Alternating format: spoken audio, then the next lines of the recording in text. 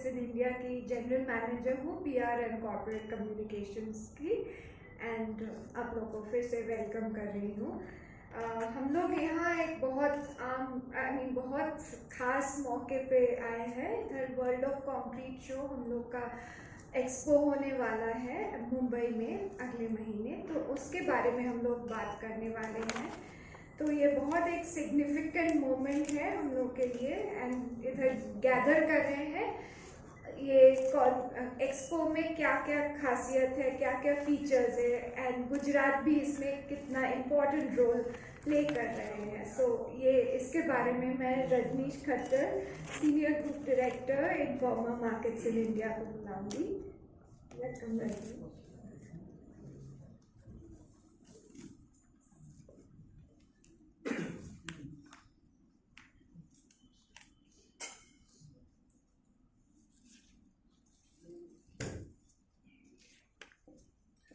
बहुत बहुत सादर नमस्कार सबका और बहुत ही वार्म वेलकम। आपको स्वागत है इस मेरे ख्याल से एक बहुत ही अहम प्रेस कॉन्फ्रेंस आज होने जा रही है, क्योंकि जिस तरह का प्रोफाइल है हमारे पास, जो जितने भी डिग्निटरीज हमारे डायस पे हैं इस समय, और सबसे बड़ी बात यह है कि चूँकि अहमदाबाद में हमारा पहला प्रेस कॉन्फ्रेंस है और जिस तरह से मैं संख्या में देख रहा हूँ कि बहुत ही अभी और मुझे पता चला कि काफ़ी और मीडिया के हमारे फ्रेंड्स हैं जो ऑन द वे हैं।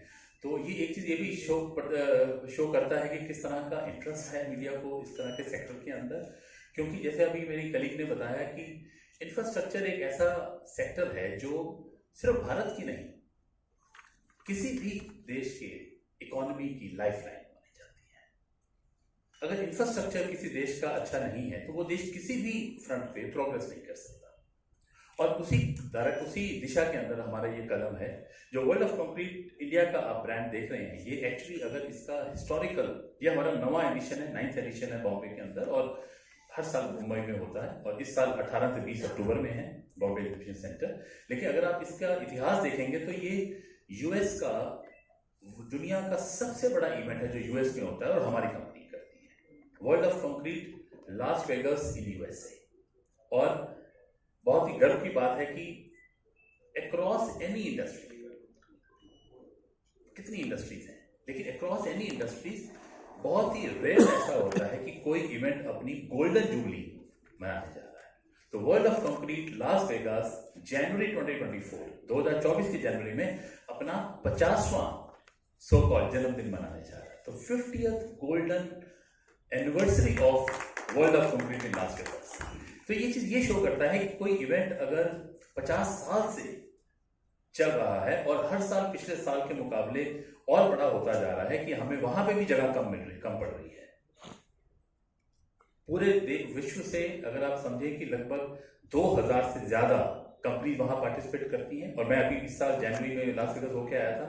वो इतना बड़ा इवेंट है कि अगर हमारी एक टीम भी जाती है वहां पे तो हम 3 दिन में उसको कवर नहीं कर सकते, क्योंकि जितना इंडोर है उससे भी ज्यादा आउटडोर होता है, क्योंकि बहुत ही बड़े कैनवस का इवेंट है।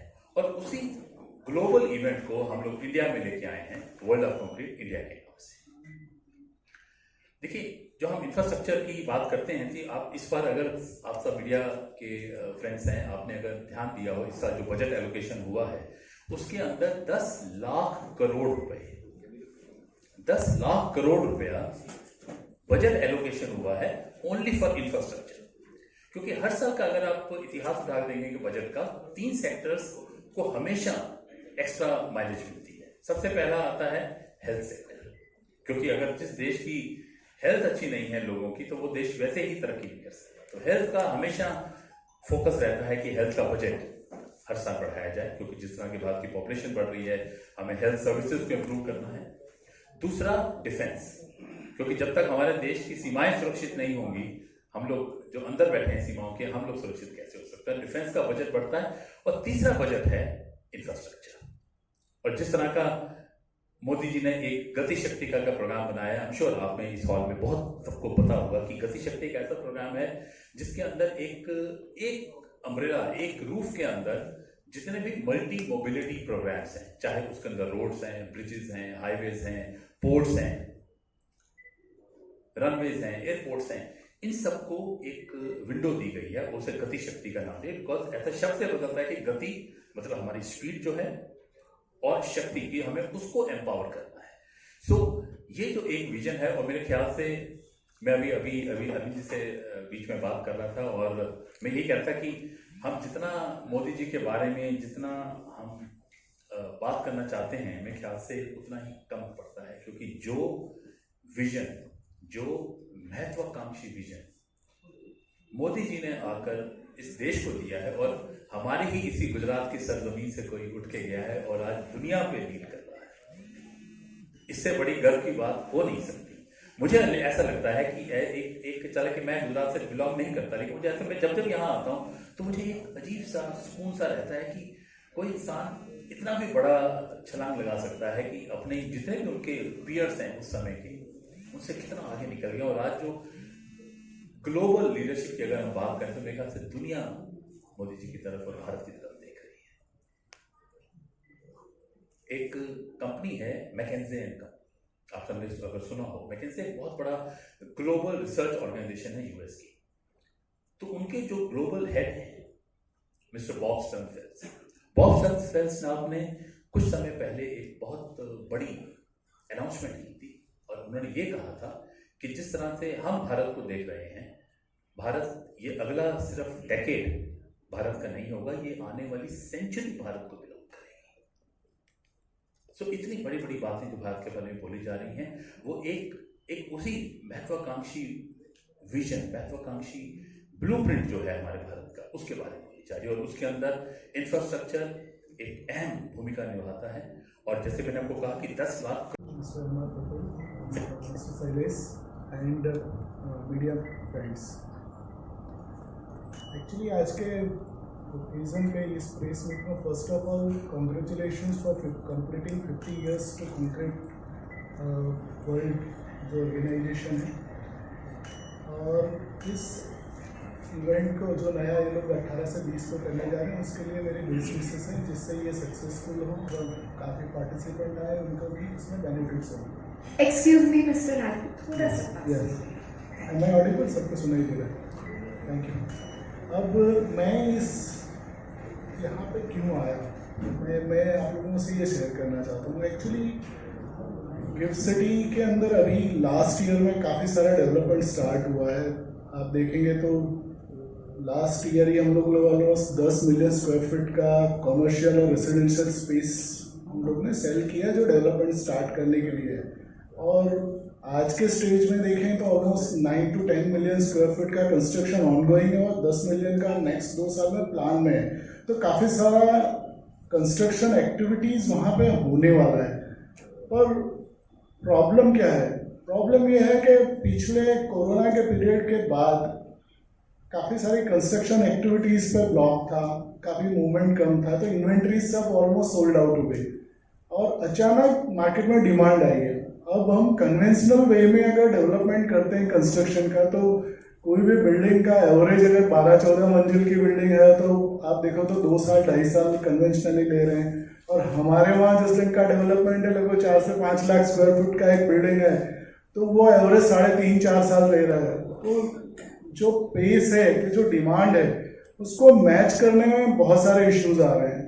तो कॉन्क्रीट इंडिया के इस प्लेटफॉर्म से हम लोग ये देखना चाहते हैं कि फास्ट टेक्नोलॉजी कंस्ट्रक्शन में क्या आ सकती है। जैसे प्रीकास्ट टेक्नोलॉजी है, स्टील स्ट्रक्चर में क्या इसको फास्ट कर सकते हैं। तो ये प्लेटफॉर्म पे काफ़ी डेवलपर्स, कंस्ट्रक्शन एजेंसी सब मिले, और ये टेक्नोलॉजी दुनिया में तो अब यूज़ हो रही है। आज हम सुनते हैं कि चाइना ने इतने दिन में इतनी बड़ी बिल्डिंग बना ली, इसने ये बना लिया। ये कैपेसिटी हमारे पास भी है, हमारे पास भी रिसोर्सेज हैं, और इस चीज़ को इम्प्लीमेंट करने के लिए अब ये समय आ गया है। तो इस तरह के प्लेटफॉर्म हम जिनको ज़रूरत है, जो बनाने वाले हैं, इन सबको मिलाने का एक जरिया है, और इस जगह पे हम सबको मिलना चाहिए। और ये नया जो विज़न है इंडिया का, इस इंफ्रास्ट्रक्चर को तेज़ी से बढ़ाने का, उसके लिए हम सबको मिलके इसके अंदर कुछ एफर्ट करने चाहिए। क्योंकि अब क्वालिटी में तो कॉम्प्रोमाइज़ करना बंद हो गया। 2001-2 के भूकंप के बाद वो सब सब्जेक्ट भूल गए लोग। तो अब क्वालिटी विथ पेस कैसे हो सकती है, स्पीड के साथ कैसे हो सकती है, ये हम लोगों के लिए नई लर्निंग है। और इसको इम्प्लीमेंट करने के लिए यहाँ पे भी लोग बैठे हैं और काफ़ी लोग यहाँ पे हमारा भी डिस्कशन हो रहा था कि अब दुनिया काफ़ी जिस ढंग से कंस्ट्रक्शन इंडस्ट्री चेंज हो रही है, ये नया फेज जो डेवलप होना है, इनके अंदर हम सबको आगे बढ़ना है। मैं थोड़ा सा गिफ्ट के बारे में बता दूं। गिफ्ट के बारे में यहाँ जो प्रेस में लोग हैं वो तो ज़्यादातर जानते होंगे, पर फॉर द बेनिफिट जो नहीं जानते हैं, गिफ्ट यानी Gujarat international finance tech city company limited एक लिमिटेड कंपनी है जिसका 100% ओनरशिप गुजरात गवर्नमेंट का है। तो गुजरात गवर्नमेंट इसको डेवलप कर रही है और इंडियन गवर्नमेंट का इसको फुल्ली सपोर्ट है। ये मेनली आईटी और फिनटेक का एक हब डेवलप करने जा रहे हैं, जिसके अंदर डोमेस्टिक एरिया का डेवलपमेंट भी और एसईजेड भी है। एसईजेड मेनली जो 250 एकड़ में है, वहाँ पे भी कोई मैन्युफैक्चरिंग एक्टिविटी नहीं होने वाली है। वहाँ पे ओनली सर्विस एक्टिविटीज़ होंगी और सर्विस में भी हमारा टारगेट फिनटेक रिलेटेड और आईटी रिलेटेड डेवलपमेंट, जो इंटरनेशनल बिजनेस है उसको यहाँ पे लाना। आज हमारी बहुत सारी सर्विसेज फाइनेंस रिलेटेड दुबई से हो रही है, लंदन से हो रही है, सिंगापुर से हो रही है। धीरे धीरे उन सब सर्विसेज को हमको गिफ्ट में लाना है। तो गिफ्ट यानी एक फॉरेन आइलैंड है जहाँ पे हमको जो सर्विसेज आज हम बाहर से अचीव कर रहे थे वो यहाँ से मिलेंगी। 2015 में आईएफएससी एक्ट यानी इंटरनेशनल फाइनेंशियल सर्विस एक्ट बनने के बाद धीरे धीरे उसके रेगुलेशन डेवलप हो रहे हैं, प्रोडक्ट डेवलप हो रही हैं। आज धीरे आप देखने जाए तो ऑलमोस्ट 25 से 30 ऐसे प्रोडक्ट हैं जो हम कभी सोच ही नहीं सकते थे यहाँ पे हो रहा है। आप और हम विदेश घूमने जाते हैं तो इंश्योरेंस भी लेते हैं, तो आज कोई या तो सिंगापुर से मिल रहा है हमको, या दुबई से मिल रहा है, या लंदन से मिल रहा है। तो अब धीरे धीरे यहाँ कंपनियां वो प्रोसेस स्टार्ट कर रही हैं, आपको यहीं से मिलेगा सब चीज़। तो ये जो सर्विसेज का रेवेन्यू होता था वो बाहर जा रहा था, वो हमको मिल रहा है, हमारे लोगों को जॉब मिल रहा है। आज ऑलमोस्ट 20,000 लोगों को जॉब गिफ्ट में क्रिएट हो चुकी है और हमारा टारगेट 5 लाख जॉब क्रिएट करना है, जो बहुत बड़ा टारगेट है। तो उस डेवलपमेंट के अंदर अब पेस मिल रहा है। ऑलमोस्ट 62 मिलियन स्क्वायर फुट का जो पहला फेज हमने प्लान किया था, उससे 24 मिलियन तो ऑलमोस्ट डेवलपमेंट में आ चुका है। अब गवर्नमेंट ने लास्ट ईयर ही डिक्लेयर किया कि ये 886 एकड़ एरिया को हम 2-3 हज़ार एकड़ और बढ़ाएंगे।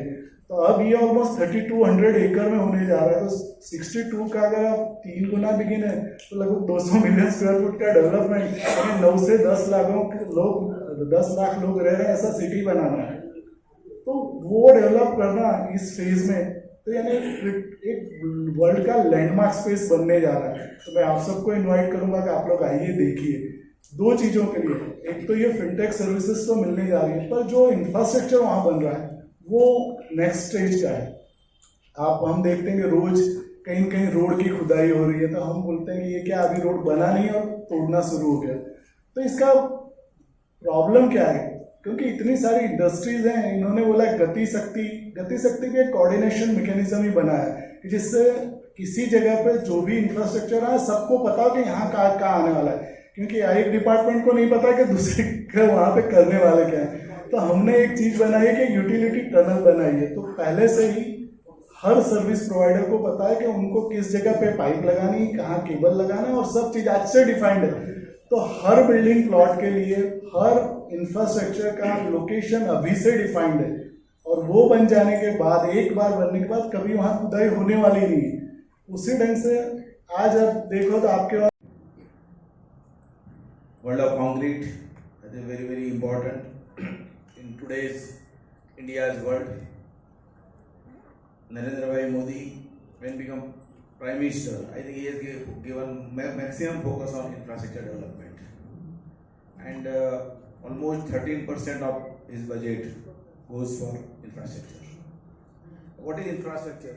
Infrastructure is nothing but maybe building, commercial building, maybe residential building, maybe bridge, maybe metro, maybe tunnels, but all in nutshell you talk, it is all concrete. So concrete is the heart of the infrastructure. If you see the growth of construction industry last 5-6 years, it is almost more than 6%. I have read even what is the cement consumption increase over the years. It is more than 12%. Every year India is consuming 12% more and more cement. That is the level of our development. I will tell just about myself. I'm M.R. Patel. I am director from Disha Specialty Chemical Private Limited. Earlier, I was in Indian Farmers Fertilizer, IFCO, and I started my business in 2014. It was almost after retirement. Mainly, we are making specialty construction chemicals. If you want the name, then sulfonated naphthalene formaldehyde (SNF), and then polycarboxylated ether (PCE). We both are the heart of the concrete. Now, if you want to increase, let us say, or earlier speakers told about if we want to do fast, labor intensive, we don't want, then concrete admixture plays a major role in it. Like RMC, suppose today RMC is a major consumer of concrete admixtures.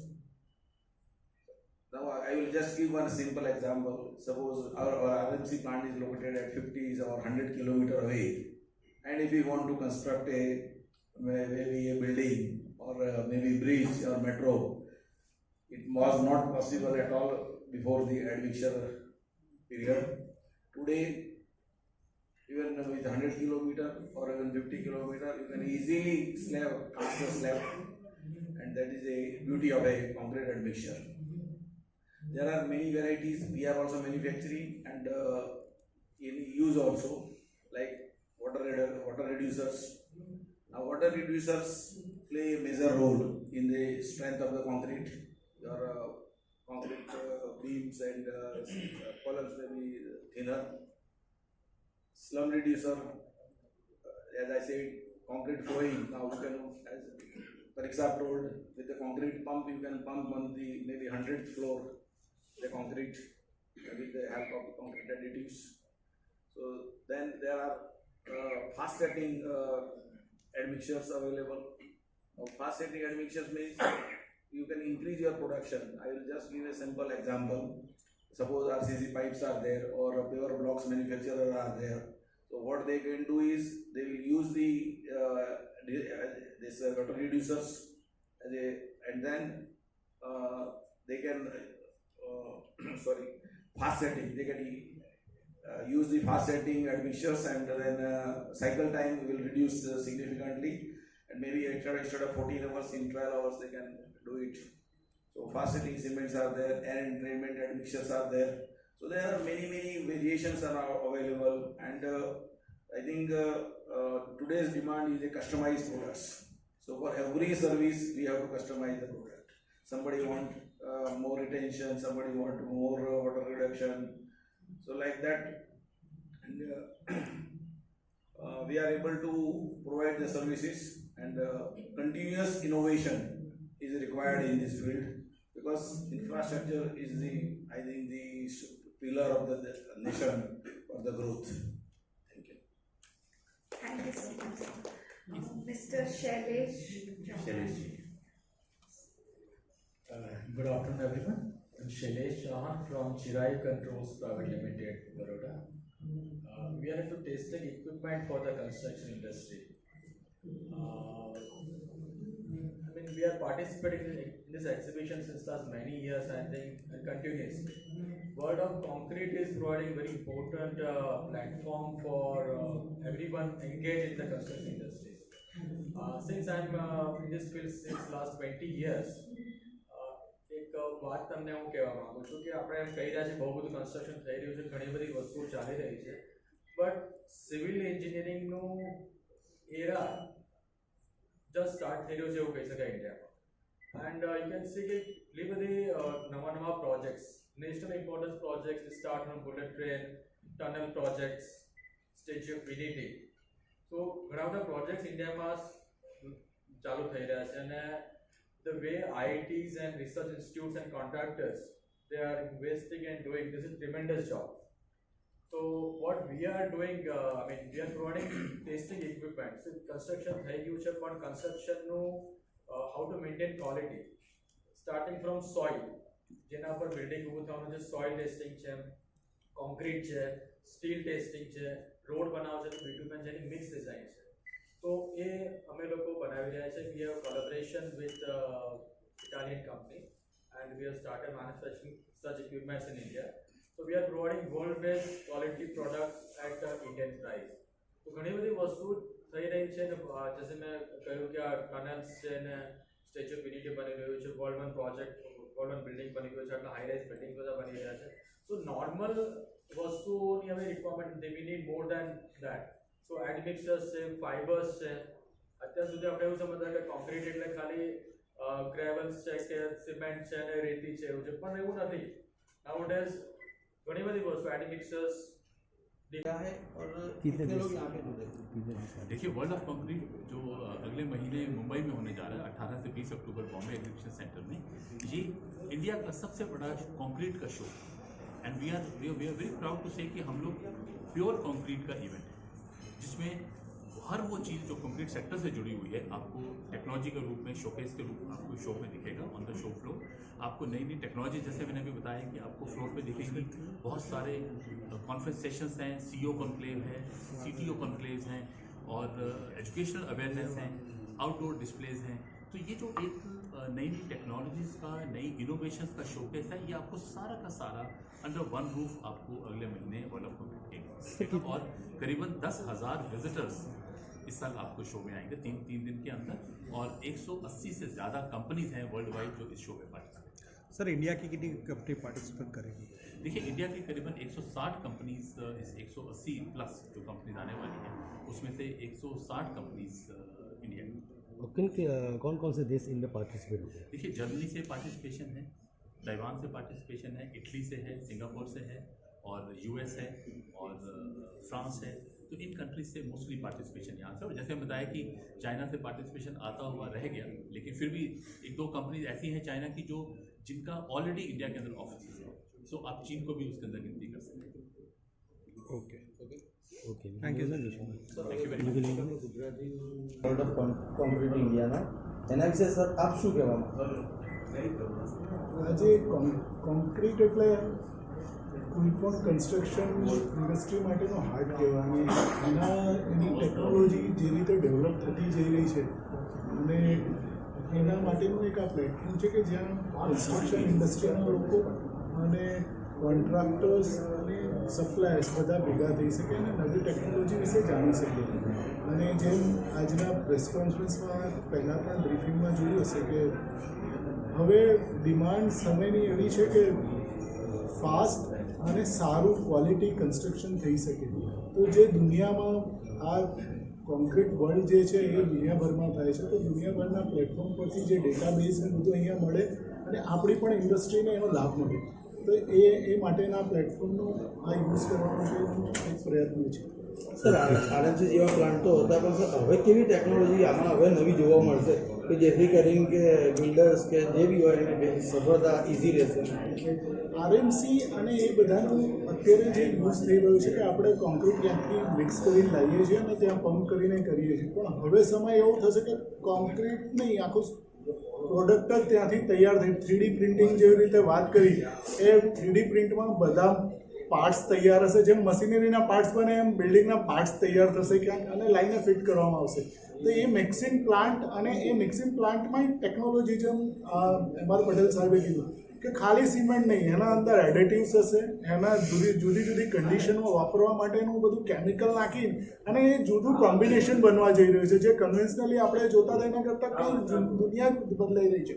એટલે 30 દિવસમાં ધાબુ ભરતા હતા એ 7 થી 12 દિવસમાં આવી ગયા છે, અને લોકો હવે 3 થી 5 દિવસની આશા રાખીને બેઠા છે. એટલે જો જે 30 દિવસ આપણે પાણી છાંટીને કહેતા હતા કે આ ક્યોર થશે ને, બરાબર થઈ રહ્યું છે, આજે 3 દિવસે આમ મને કોન્ફિડન્સથી કહી રહ્યા હતા કે થઈ જશે ને આપણે બિલ્ડિંગમાં રહેવા જવાના. 3 માળના બિલ્ડિંગની જગ્યાએ 30 માળના બિલ્ડિંગમાં, ભૂકંપના એરિયામાં આપણે રહીએ છીએ. એટલે એ જે ભય આપણામાંથી કાઢે ક્યારે, આ બધું જોઈશું ત્યારે જ શીખીશું. Okay, thank you sir.